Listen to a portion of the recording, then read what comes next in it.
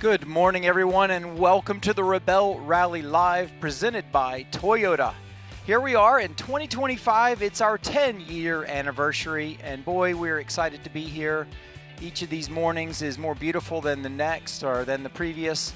And right now, we're still sitting in Base Camp 3, awaiting the arrival this afternoon of teams as they return off of the marathon leg. Our other two co-hosts, well, my name is Matthew Johnson, sitting here with Chrissie Beavis, our head of competition and scoring. Our other two co-hosts, Alyssa Roenigk and Katy Talyancich, are down in the Imperial Sand Dunes in Glamis, and they've been checking in with a few of the teams this morning already, and we'll be bringing you that shortly. So in summary, we're on day 8. It's the last day of an 8-day competition that has led us from Mammoth out near Tonopah down to Ridgecrest, got us rained on a bit, it's gotten us blown on a bit, and now we're finally halfway to Cabo here at Pirate Cove. It's been a long ride, and this is the last day for those teams.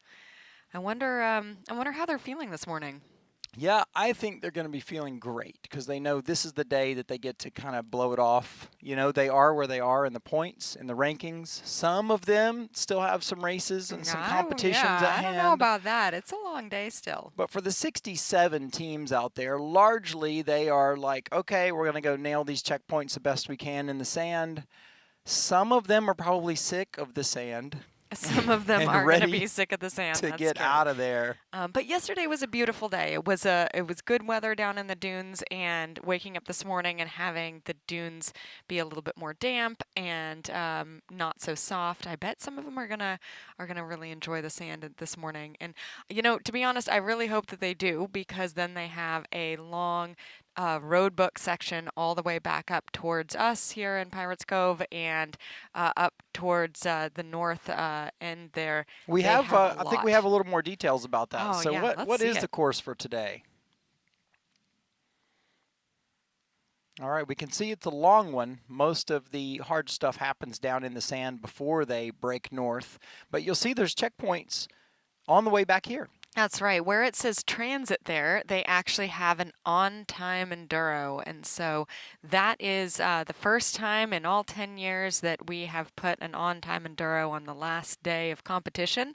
You just won't let them rest this year. No, you give them 8 days won't. instead of 7, and then you're making them work all the way until they get back to Base Camp 3. Well, it was pretty funny at the driver's briefing yesterday morning before they left.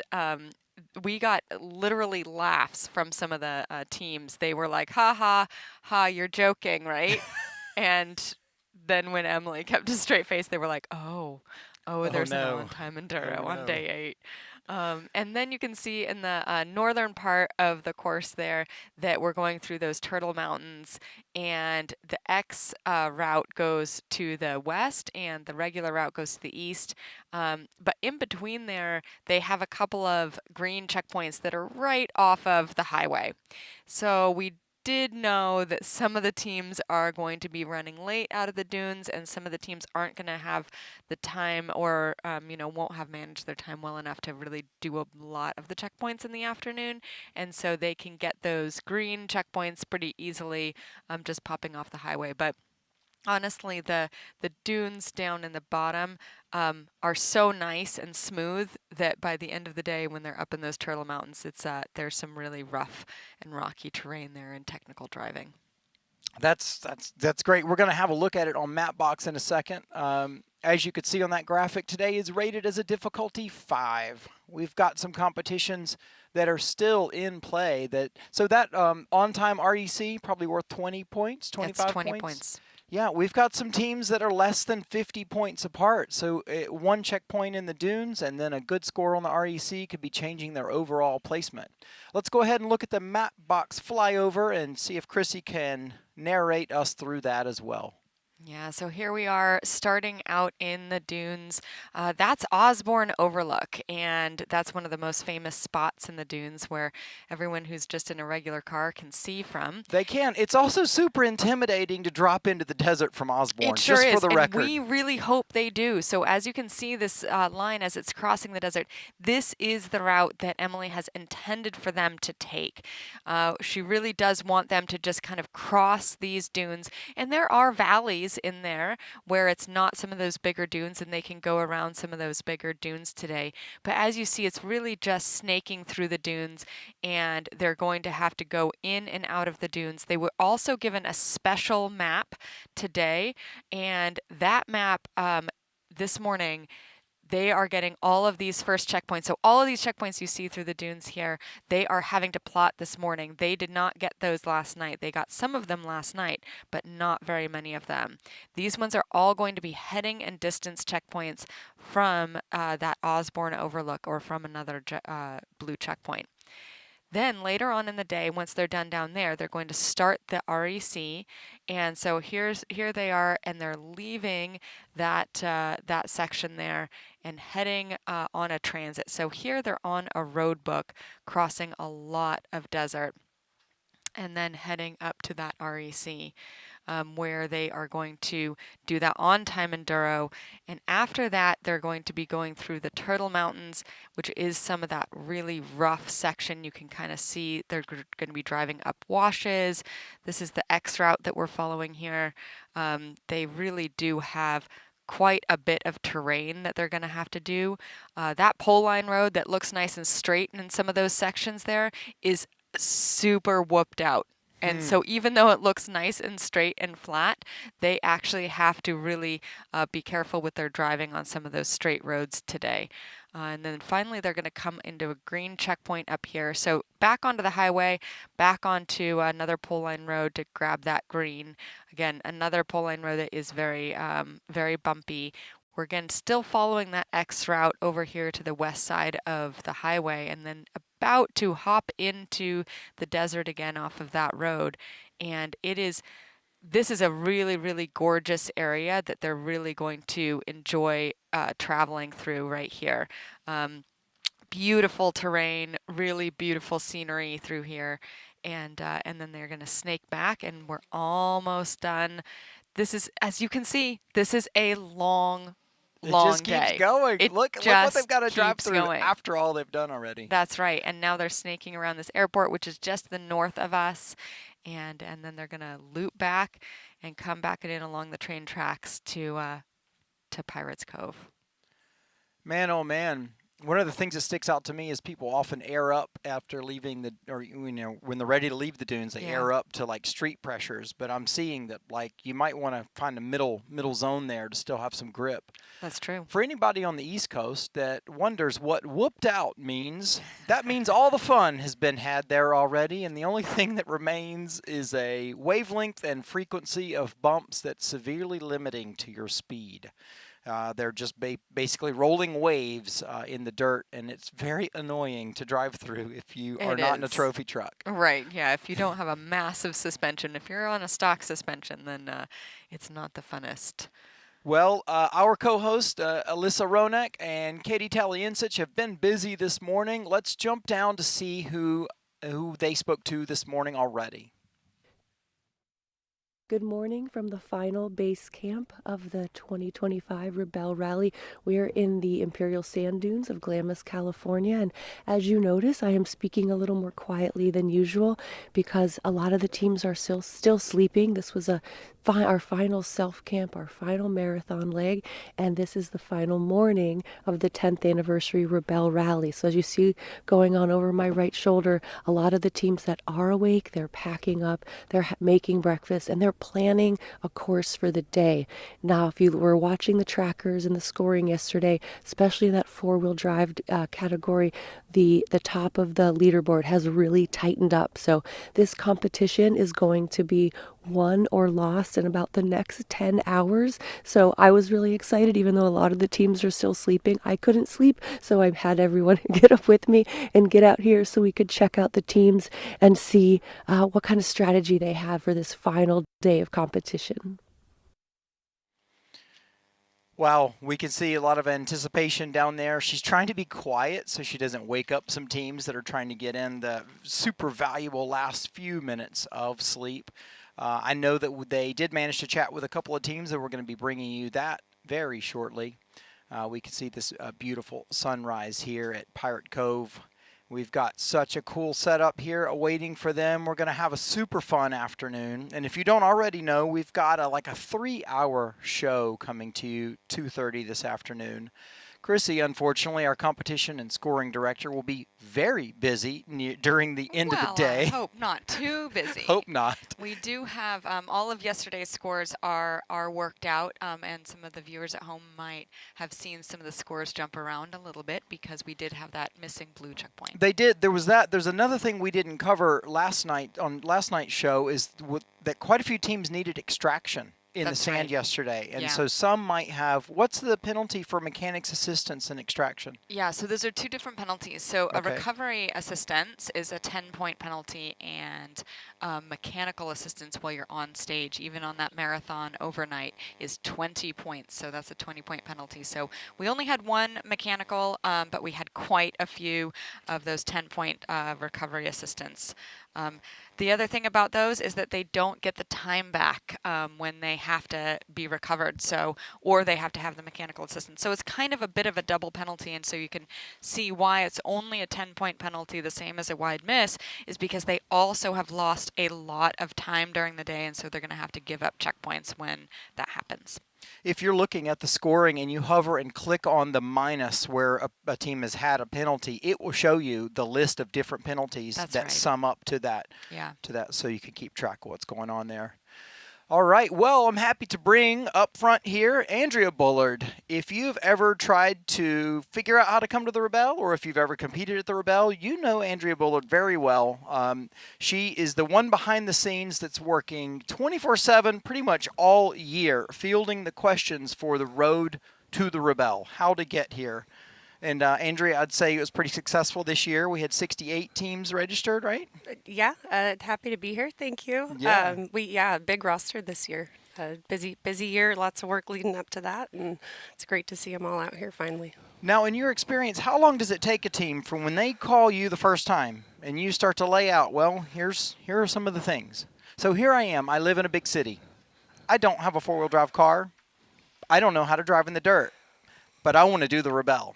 So do you get calls like that? I get calls like that. I had a few calls like that actually this year, specifically leading up to the rally. And yeah, they come in all the time, and I kind of have my own roadmap that I share with them that helps them to figure out a way to get to the start line, regardless of all the above. We have some avenues for getting some practice and skills that it takes to do the Rebelle, and it happens that Chrissie Beavis is standing here, who heads up the Rebelle U programs. Right. And so how many Rebelle U's do we have in a year usually, Chrissie? We usually have 4 or 5, and it depends on the type of Rebelle U that people are trying to come to. Some of them are just navigation, and some of them are driving and navigation. And there are a lot of videos online that we've produced over 10 years of the Rebelle that Chrissie and Emily and Andrea and all have had a piece in producing. But there are some videos that will train you how to do some basic navigation if you get some maps out. That's right. We always recommend at the Rebelle U that they do these videos ahead of time.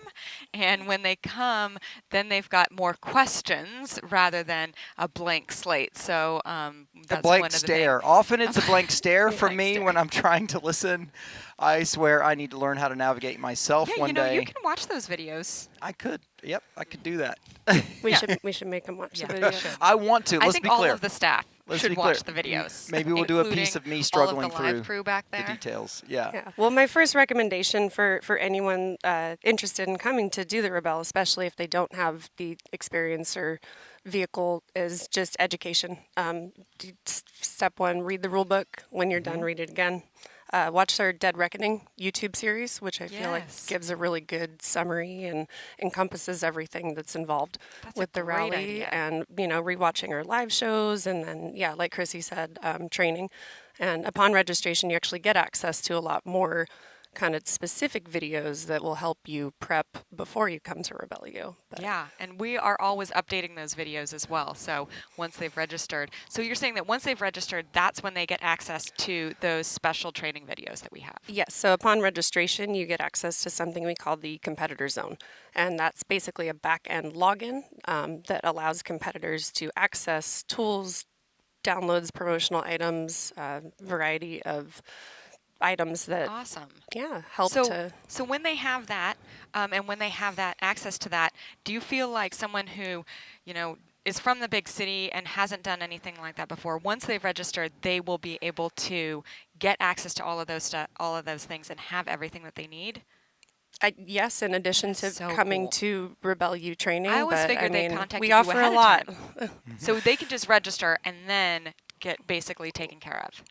Essentially, yes. That's awesome. Yeah. There's a well-defined road to the Rebelle then, right? I'm so glad for that. And I always wonder, as the competition director, I just sit over here in my bubble of competition and make sure that happens. I write the rule book and the handbook, but then where it goes and who sees it and when they get to see it is really up to Andrea and her crew and making sure that you guys, as competitors, all get to me. Yes. In competition. Well, and the rule book and handbook are available publicly online for anyone wondering. You can read those. You don't need to be registered. You can educate beforehand. Awesome.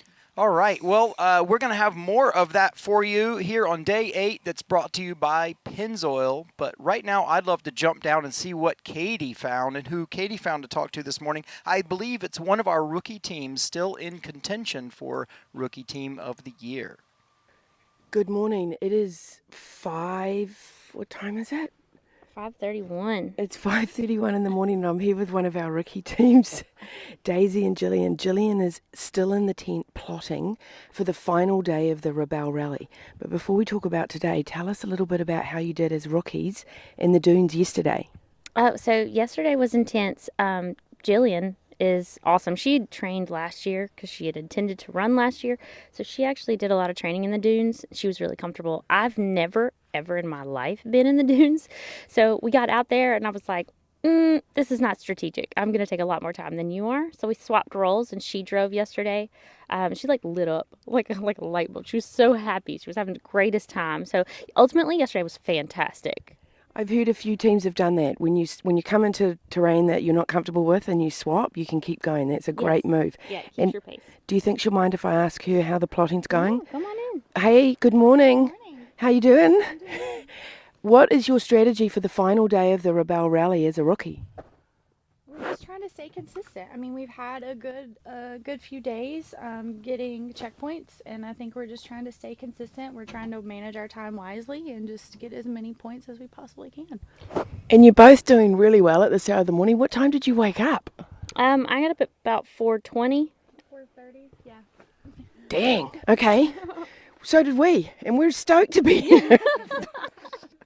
Thank you. I feel like she's being humble, by the way. We're going out there like on fire today. We're going for everything we can possibly get because this is our last shot, right? Yep. And we're doing all right. All right. Good luck out there. We'll see you back at base camp. Awesome. Thanks so much for Katy for getting up that early and interacting with some of our teams this morning. If you're paying attention to the rookies, which many people love keeping up with the rookie competition, Jillian Scheibel and Daisy Maxey in 116 are still in contention there, actually with 117, Jill McAdoo and Tina Chang for our Rookies of the Year. So it all comes down to the last day. Yeah, but it is those rookies that Andrea is the biggest help to. So thank you so much for being here, Andrea. I hope that they can have you back this afternoon to answer more questions for our viewers there. Well, thank you for having me. It's always fun chatting with you guys. For sure. Okay, we're going to come back here to day 8 of an 8-day competition. This is Rebelle Rally Live presented by Toyota. Day 8 brought to you by Pennzoil.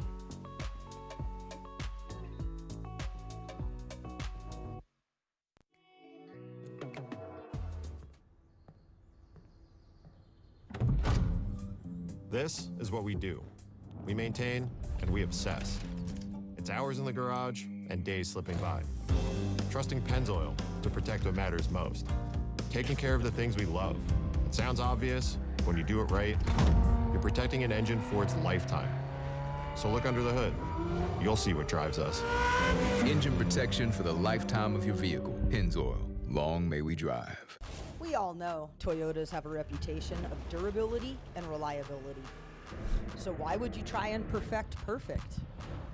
Because here at Total Chaos, we also have a reputation.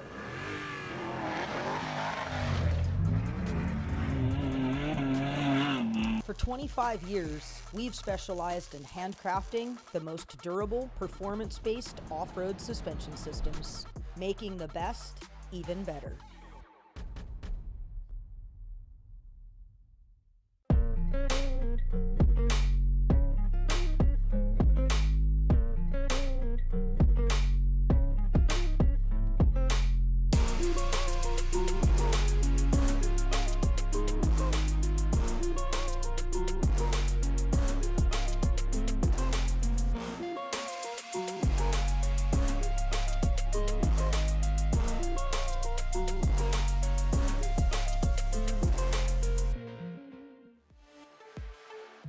Welcome back to Rebelle Rally Live, presented by Toyota.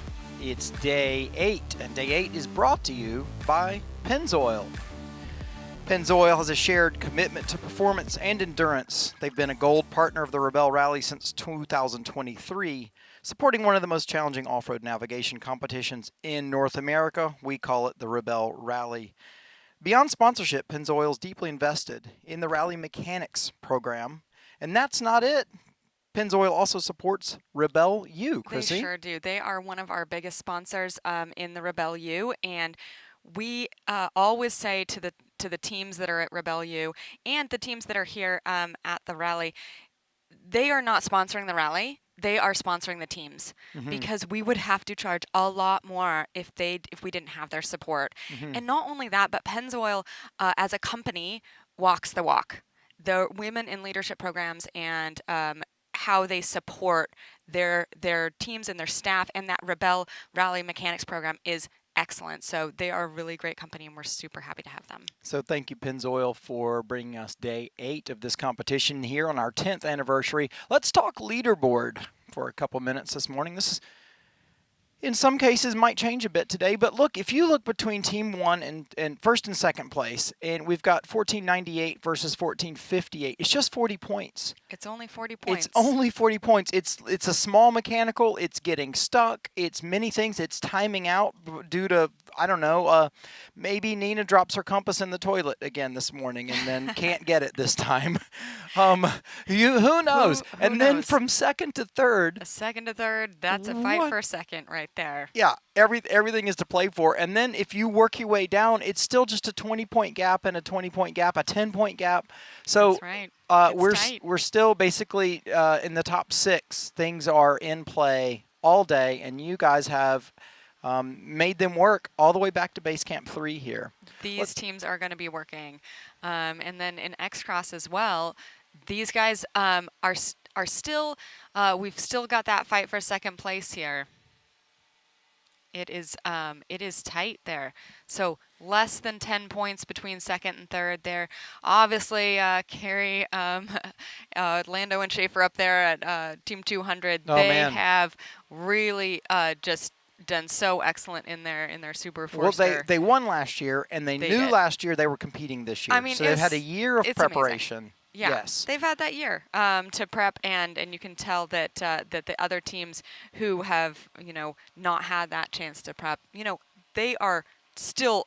This is still very, very difficult what they're doing out there, and even all of these teams there in the X-Cross, really have a tough job out there, and you can see that they're still going to be fighting throughout the rest of the day. I'm really curious to see, especially not knowing where they're standing coming into this final day. Yeah, what I'm they're looking forward to see Emmy Hall and Becca Donaghy, give a hug at the end of this when they realize which one of them's come out on top.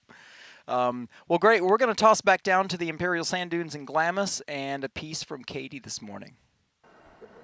I'm here with Steph Cowell and Avis Cook, and they are making coffee right here on this. Is this an aftermarket or part of your Defender? This is aftermarket. This does not come with it, but it's got a Molly panel on the back, so first aid kit, fire extinguisher, all that good stuff. Nice. And a table, yeah. Now, we've just been chatting a little bit about yesterday before we get into today. I understand you got stuck and it took you 6 tries to you tell me the whole story. You got stuck in a bowl. Yes, I misread a dune. I was feeling really confident after having a pretty good morning of driving, and made a choice that had some consequences. So I said, are you sore? And she said no, but Avis is like, you're not sore? Yeah, I'm sore. Was there a lot of digging? Yeah, we dug out like 5 times. Deep wet sand. Deep wet sand. Like back to back to back. We got stuck. We dug. We got unstuck. We immediately got stuck. I mean, like 2 seconds. Was it 2 seconds? Maybe 3. I'm gonna be generous and give it 5 seconds Okay, because 5 we seconds. both got a couple of pretty successful bowls in, but then the second we tried to go up, we were just stuck. Now, other rebels are allowed to help. Was anyone around, or how did you get out? We were alone out there, so unfortunately we had to take a penalty and get a tug. Oh, sorry. Okay, so that's in the back seat now. Talk to me about today's strategy. Today is about making smart choices.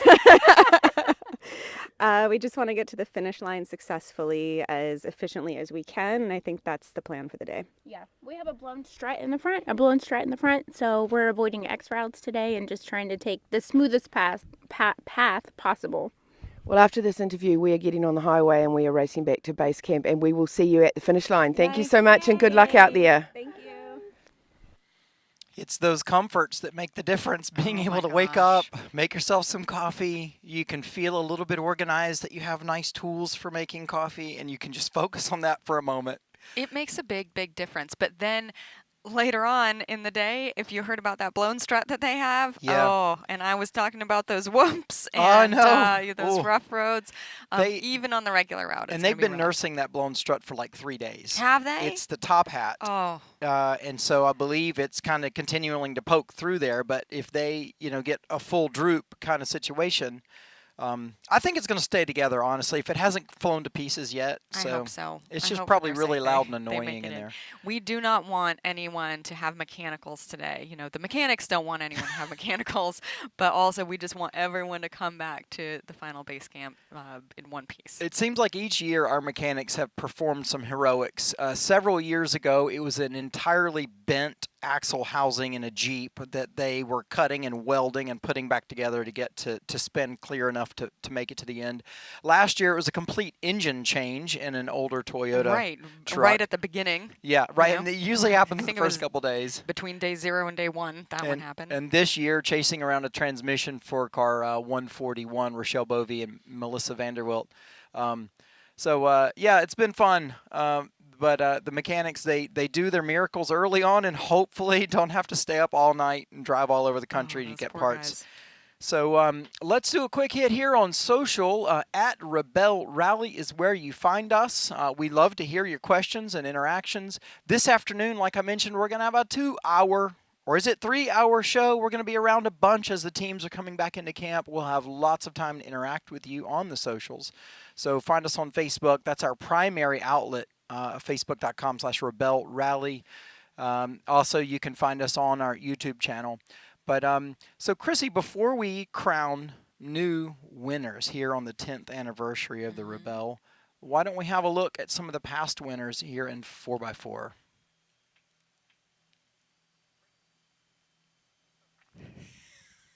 This is amazing. So looking, do you remember this, Chrissie? Back in 2016, Team 125. This is Charlene Bauer. This is ringing a bell here. Right. Just it's been a long 10 years. There is definitely a name that's on there more than others. Yeah, there sure is. The GOAT, we call her. She has just recently joined our Rebelle U instructor program, and she's an excellent instructor as well, Tara Lynn Pettere. She is just an excellent navigator. She's also a very, very good driver. Yes. Tell us a little bit about 2018. So 2018... It was a kerfuffle that year, wasn't it? What happened? Well, if you notice there that we have 2018 on there twice, and that's because we had a tie. It was unexpected from the scoring side, so that was very interesting. And two new people to the leaderboard there, and the Canadian team of Michelle Laframboise and Elise Rossette. Those are both pro rally drivers that you and I knew from our pro rally days, and then Emmy and Rebecca Donaghy there. So those are the two there that are now competing for second place in X Cross. Yep. We also see some other familiar names from this year. We've got Rochelle Croft and Taylor Polly were on the top of the podium in 2019, in and a they're bone out there stock GX 460. That's right, and they're also in their Trail Hunter? Yes, Trail Hunter. Oh, they've got a nice truck Forerunner today. Trail Hunter. Yep. Beautiful color. And then, of course, 2023 with the Rivian R1T. That was an awesome thing to see. That was maybe the third year Rivian's competed in the event. That's right, yeah. And another thing we're proud of with that is this event has shown you that we had up to 7 electric cars getting fully a electric. full That's right. charge each night with our partner Renewable Innovations. We're going to bring you a little bit more about them later today on the big show. Yeah, we couldn't have done that without Renewable Innovations. No. They are an excellent partner. One of my favorite things about Nina and Tara-Lynn, they keep winning, but they share their techniques. They sure do. They're not greedy. They've got a great attitude, and they welcome the competition. Let's jump over and have a look at the X-Cross. All right, there at the top, 2016, Melly Barrett and Sabs Howell. So Melly, since 2018, has been our competitor relations officer. So she's actually been on staff, so we stole her off the podium there, and now she's one of our top staff. We also have a couple other people there, like Christine Benzie, and she is now our lead of the Rebelle Enduro challenges, and so she's helping us out there. But again, some of these same names there, Rebecca Donaghy in 2019 and Emmy Hall in that Rolls Royce. Oh, I'll never forget that year. No, you So won't. I got to drive one also. He was a media driver. But their two names, Rebecca Donaghy and Emmy Hall, might be the only two names that repeat from the 4x4 winners list over here in the X-Cross list. And as successful as Melissa, that's actually Melissa Clark also in 2021 before she was married to Brian here. As successful as she's had her experience here this year in 4x4, it's not been as clean sailing. So it's been, I don't know, she's had several, other challenges this year. That's but true. It's a big world of competition there when you have 60 yeah, but she other. kind of got used to the podium there for 3 years, She did. 2021, I think she 22, and did. 23. So I'm sure she was going for that in the 4x4 this year. All right. Well, earlier this morning, our other co-host, Katy Talyancich, was down in the Imperial Sand Dunes, and let's see who she caught up with. I've come upon Gloria and Julia here very intently studying a piece of paper. What are you doing? We're studying our On Time Enduro so we don't miss a turn. And you're driving today? You're driving every day. What is your strategy for the final day of the Rebelle Rally? Okay, so the final day is very important. Very important. We came here with a goal, and we're so close to that goal. So, what was that goal? Say it. Top 10. Nice. Put it out there. Manifest. Top 10. Yesterday we were 11. So we're really close. Today matters. That is very close. 11? Yeah. Okay, good. Yeah. But I'm worried today we're in 12th. It's okay. No, that's not manifesting. No worrying. We're going top 10. We're rooting for you. 10, top 10. That's right. Thank you. But yeah, so that's what we're doing today is important. Every checkpoint matters, and especially this enduro right here. That's easy. However many points, 20 points right there. So we're just going over the turns and just keep our head in the game. Okay. Well, our team's rooting for you. We'll see you at the finish line in how many hours? I can't count at this point or string sentences together. 12 hours because it's a 10-hour day and we start at 7. Oh, thank you. She's better at math than me. We'll see you in about 12 hours at the finish line. Thank you.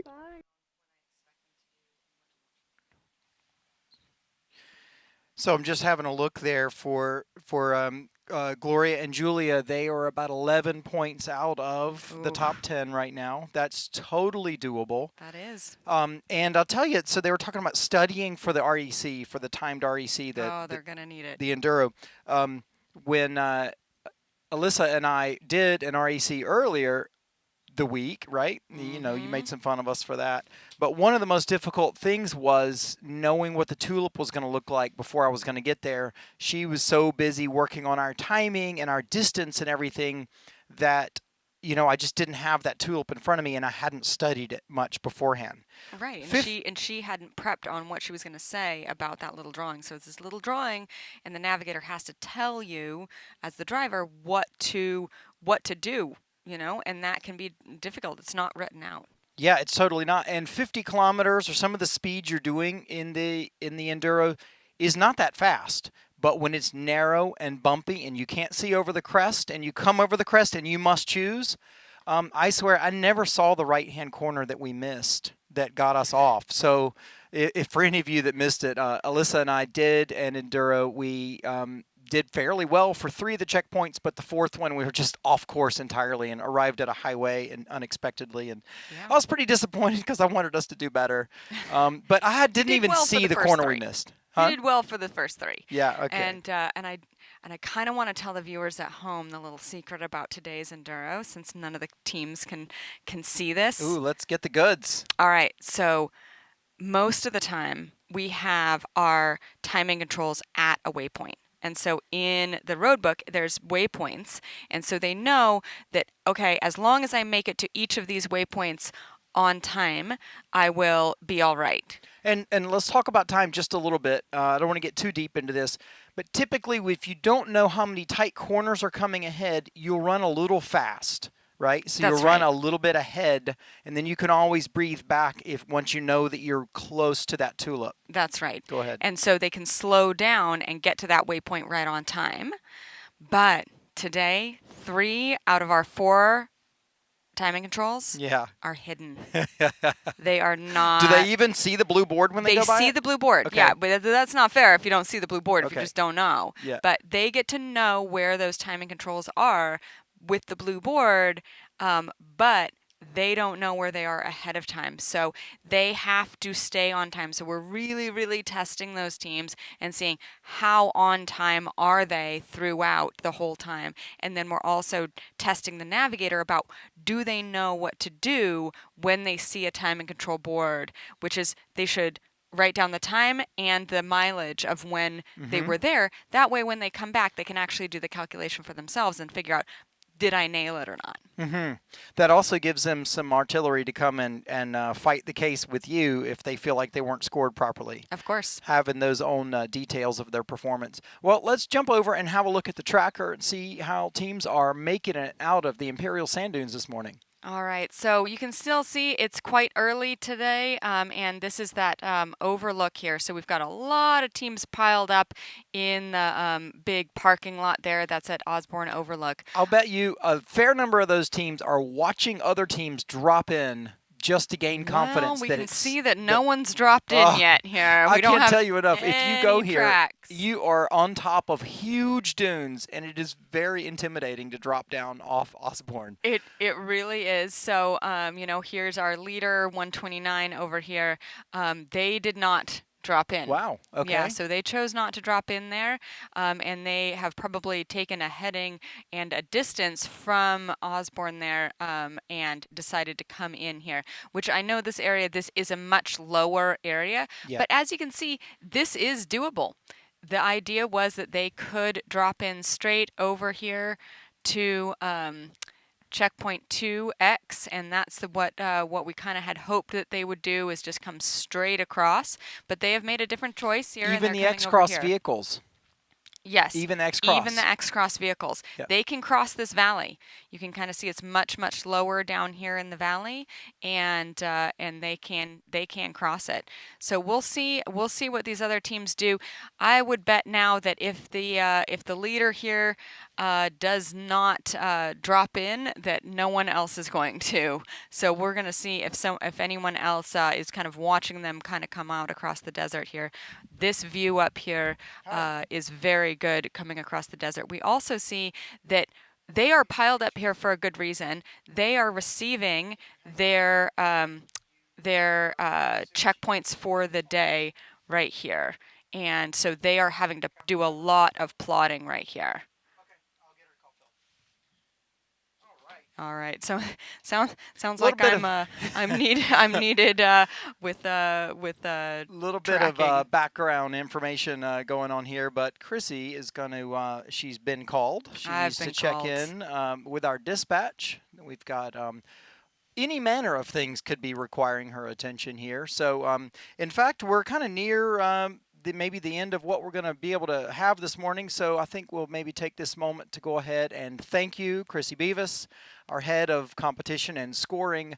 Thank you for helping to come fill in all the blanks that Alyssa and I don't have. We're going to see Chrissie some more this afternoon, but we're going to have to let her go get to work helping run the Rebelle Rally for the last day, day 8, here on year 10 of our Rebelle Rally. Thanks for having me. Yeah, thank you. Appreciate it, filling in all the holes there. So we've got lots more to come. We're going to check out and head to commercial.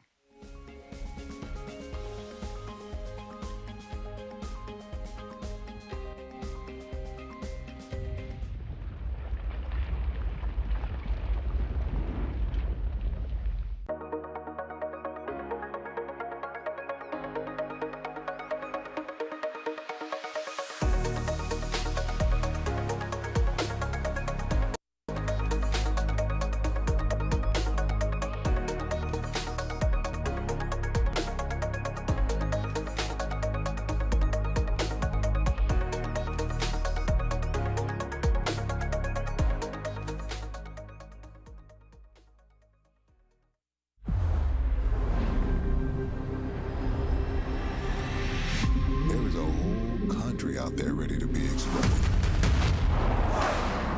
it just got a lot easier. So get out there and tackle every terrain.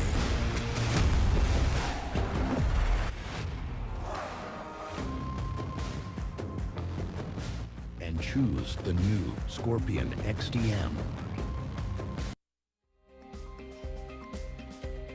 All right, the Drive On Cat Foundation is a scholarship for privateer teams to come and compete at the Rebelle Rally. The Drive On Rally Foundation organizes contributions and then an auction to help raise money to get teams out here and involved. It's supporting, obviously, women to come and have an adventure, grow themselves, and come and compete at the Rebelle Rally. So let's see what we've got. We've got lots going on today. One of the fun things we have going on today is that in Vehicle 101 with Lynn Woodward and Renee Vento, we have a camera. So Team Fundamentals is probably going to bring us a little bit of entertainment here this morning. I see smiles already. All right, so I can see it looks to me like as much as intently as she was just looking at her speedometer. I wonder if they're on an REC right now.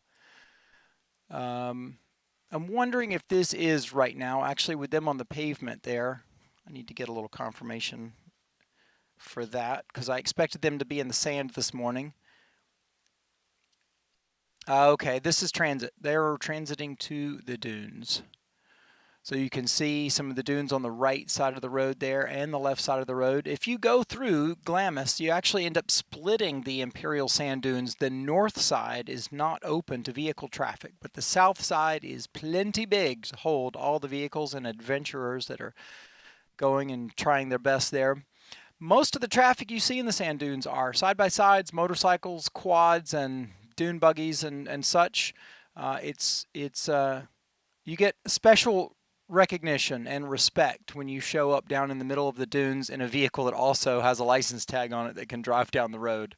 That means you've had to take a lot more of a careful path and that you're at much more risk of getting stuck and being out there all day when you're in a full-size vehicle such as the Jeep Gladiator they are driving or a Toyota 4Runner, Toyota Sequoia, and this ilk. When you drive through the dunes, if you're ever coming across the country and you're headed through the Southwest, I highly recommend having a view here. It's breathtaking. Going to Osborne Overlook is easy to do. There's paved road that go right up to Osborne Overlook that we were mentioning this morning, and you have this vast view out there over the dunes.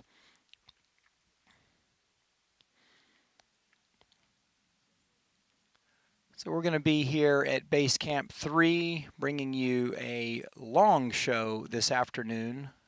You can see our stout tents there. That's where staff and VIPs and guests will be staying. The teams still have the tent they've been sleeping in all week. And by now, they've got some special attachment to sleeping in that tent.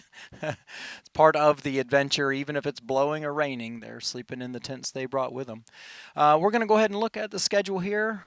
Just let me be able to confirm. It is 3 hours, 4. Yeah, we've got a lot of video for you this afternoon. We're going to bring you a lot of other information to fill between teams coming in. I'm looking forward to showing you how we run these base camps without 30 generators sitting around. We've got a really cool partner in Renewable Innovations, and they have upgraded their power here for Base Camp 3, and it's brought to you with a fuel cell truck that's run with hydrogen. That's also how we were able to charge the 7 EVs, full EVs that we had. The first couple of years were pretty noisy, and then Renewable Innovations has been a partner here for the last several years. We love that. So this morning show, I think we're going to wrap. You can keep up with us on social at Rebelle Rally. You can keep up with us on Facebook. You can find us on YouTube. You can go and rewatch any of these videos that you haven't seen yet to bring yourself up to speed for the significance here of the end of day 8 of an 8-day competition. It's the 10th year of the Rebelle Rally. The live show is presented by Toyota. And here, the final day of competition is brought to you by Pennzoil. Thank you for watching. We'll see you this afternoon.